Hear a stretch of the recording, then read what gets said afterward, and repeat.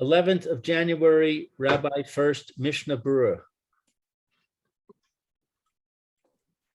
Hey, good morning again. This is Rabbi Shlomo Furst here again at Yeshiva Samanapsi here in Shalim. Share of Zoom. This is our second share in the morning, Mr. Berura. We're learning in Siman Kuf Chav Ches, Hilchos Nesias Kapayim, Rufus Kohanim. We're in Sif Lamed Zayin. I want to do a quick review of the Mr. Berura. I'm Mechaber and Mr. Berura, and then we'll go to the document that I sent a tshuva from Rav Moshe, which is relevant to this the decision of the Chafetz Chaim here in the Mr. Berura. Okay, so I guess Lou, you get to start again until someone comes in to takes over. Okay. Let's see. We're at after Lamed Zayin. We're at the next one. No, in Lamed Zayin. Lamed Zayin. You want to review it? Okay. Yes. Mumar la vodas elilim lo yisa es kapav. Okay, so Mumar is a convert. Well, I guess I don't know what you call when a Jew Shem Rachim is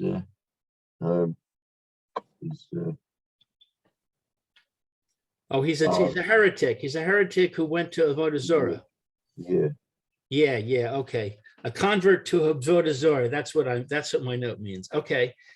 He cannot raise his hands. Right. He cannot duchen. Correct. Yesh omrim she'im asa teshuva nosei kapav.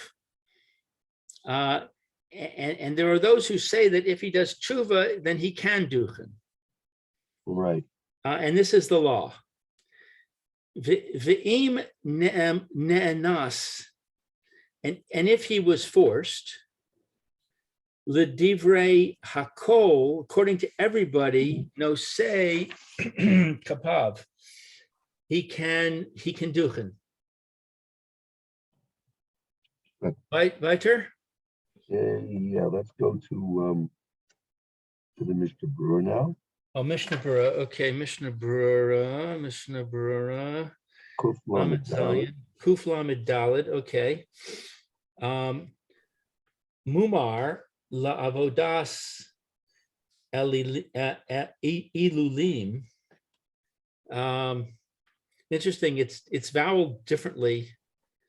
It's spelled differently in the Mishna Berura than it is in the Mechaber. It's in the Mechaber. It's Aleph Lamed Yud Mem, and in the Mishna Berura it's Lamed Vav Lamed Yud Mem. Is that the same word? Yeah, I think so. Gilulim versus Elilim. Right. Different ways of referring to the same situation. Okay. Bain b'shogeg ubain b'mezi, whether it's by accident or whether it is intentional. Va'afilu asa teshuva, and even if he does teshuva, de yalfinan ma'avoda shehu pasul la. And even if he does tshuva, what is yalfinan? We derive it from. I'm sorry? We derive it. It's learned out. I'm still not understanding. The source of our knowledge is based on the following. Oh, on the following. The following. Hey, Meir, we just reviewed Lamed Zayin. Okay. And now we're doing the Mishna Berura on Lamed Zayin. Oh, okay. Very good. I'm one line in, and you can take over as soon as I finish this thought. Okay, great. Me avoda shehu pasul la. following from this service, he is invalid. Uched dichsiv af lo ya'alu ko hane habamos el mizbeach Hashem b'Yerushalayim v'gomer. So he even he cannot ascend Kohane is the platform. The Kohane, the Bamos, the priests of the Bamos, the priests of the false altars. The priests of the false altars to the correct altar in Jerusalem, etc. So he's so according, this seems to contradict the what we said above. He said even if he does tshuva, he cannot. He's still considered to be puzzle, and he cannot go on to the mizbeach. Right, and here it said right, and this is a proof for it because it says the Kohanim that are that are involved with the false altars cannot do the avoda in the Yerushalayim, in the true altar. But if he did tshuva, is he still considered Kohanei Habamos? He once was. But how come it says above that if he does tshuva, he can do him?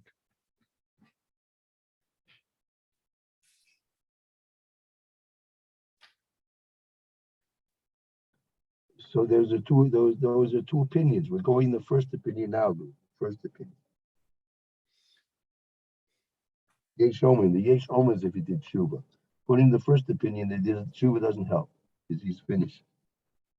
Oh, Yesh Omrim that he does tshuva. So the Mishnah Berura is giving the other opinion, right?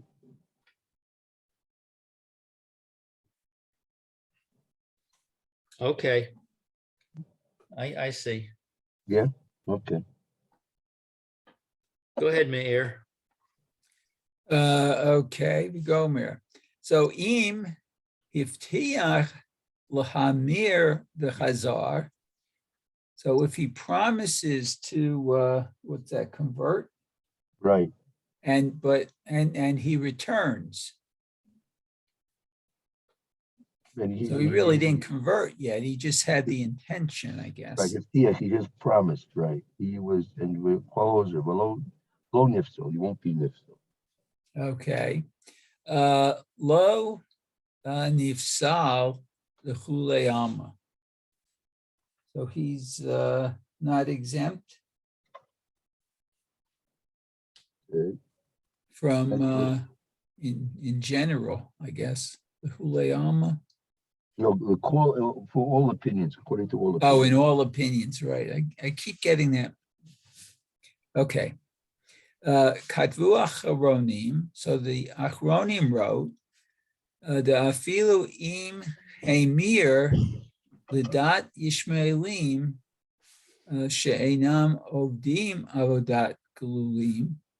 Okay, so even if he converts to Islam, religion of Islam, who do not worship, I guess, many gods. Avodat Galulim. Okay. Afilu hachi. Pardon? There are no idols there. No idols there. Oh, Galulim are idols. Right. You don't see where they don't see in general that they have idols there. I mean, I don't know what they do. I don't know what they do with the crescent moon, but I'm not sure what that has. I don't know. Because I guess everybody knows it's impossible for a horse to jump over in the moon, so they all realize it's idiocy anyway. Hold it, didn't the cow jump over the moon though? No, the cow did, but not the horse. Not the horse, okay. Okay, so let's see more. Let's see, I just lost my place. Okay, Gulim, okay. Afilu hachi nikra mumar v'lo isa kapav. So even if he is called as an idol worshiper, he cannot duchen. Right. So even so, right. I feel meaning A mumar is a heretic. Heretic, right? So even if he was he went to Islam where there's no idols, nevertheless he's still called a heretic, and therefore he can't do it. But he can do tshuva though, right? According to the second opinion, there's one opinion in the first opinion, no, tshuva doesn't help. Second opinion, no, tshuva. All right, that's in the Mechaber. Okay, next part of the Mr. Brewer. Okay, v'chein imhu mumar l'chalel Shabbat b'farhesia. Oh, so if he's a heretic who profanes Shabbos publicly, arehu k'ovdei galulim lo yisak hapav. He's considered as a worshiper of idols and cannot go up to duchen. Yeah, meaning in this case, meaning that he's considered to be a non-Jew. He's no longer Jewish, and therefore he can't be nasa kappa. So when I was first being Makareved in Los Angeles, so we had something they called the not yet approach. Mm-hmm. The idea being that a person would slowly take on different mitzvahs with the idea that eventually I'll become completely observant. But right now I'm holding where I'm holding. What was the first one, Lou? What was the first mitzvah that you took on, that they suggested you take on? Kashrus. Kashrus. Okay, not Shabbos, but kashrus. Not Shabbos. So here That I am. I'm a Kohen, and I go to shul on the holiday, and I'm one of these not yet people, and so I'm still not keeping Shabbos fully. So how does this apply? Would they say you can't duchen? I mean, at face value, yeah, right. When a person's ready to keep Shabbos, then they'll be ready to do it. If if a person you have a Baal Tshuva, and he's not married, and so he's not ready. He's not ready to keep Taras and Mishpacha. Are you going to get him married? You can't do that. You can't get a under the situation where he's not going to keep Taras and Mishpacha. So you tell him don't get married yet? Yeah, you say when you're ready to keep Taras and Mishpacha, then we'll get you married. Mm-hmm. And what about the opinion that says you can't do tshuva? Let's say this person, this Baal Tshuva, after let's say 6 months, he finally says, "Okay, I'm keeping Shabbos completely now." Do we say, "Well, you still can't duchen? You can never duchen"? Oh, so I don't know if the Mishnah Berurah put this point in about Shabbos. That was not included in the Mechaber. The Mechaber did not mention about Shabbos, Hilul Shabbos. He mentioned about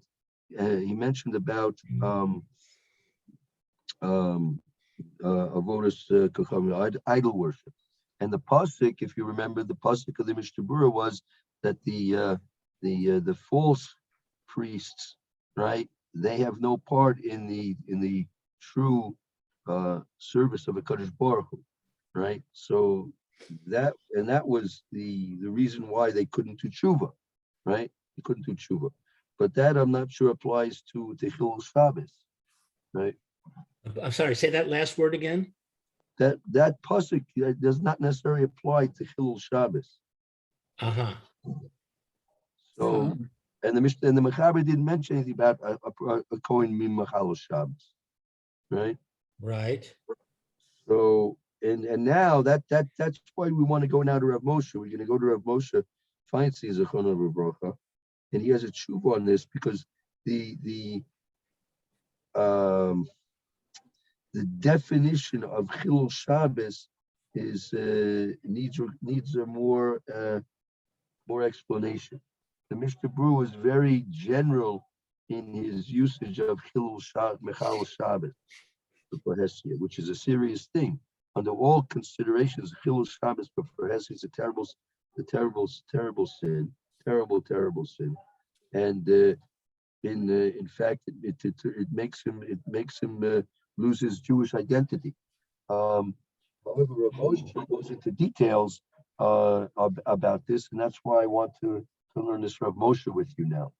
So we can close the Mishnah Brewers, and if you have that document that Lou was very kind to send out, I think last night, we can start learning the document, which is the true Rav Moshe on this particular point. Okay, but I think we'll have to start tomorrow. It looks like it's 10:30. Oh, you are right, Mayor. We must start that tomorrow. Mayor. Fine. Okay, so I want to just submit a question for tomorrow. I want to change my question from an example of Hillel Shabbos to an example of Avodah Zorah. Right. You're probably aware that there are many Jews who travel to India. Right. And so let's say you have somebody who, he traveled to India and he found himself a guru and he got involved in that sect. And then he comes to his senses and he comes back to America and he becomes a Baal Tshuva. So I'd like to discuss that case also, if he's on the not yet path and so on and so forth. And does he do it? Okay. We'll try and deal with it. That's interesting. Okay, thank you. You have a good day. Have a good day. Hope to see you tomorrow. Okay, be well.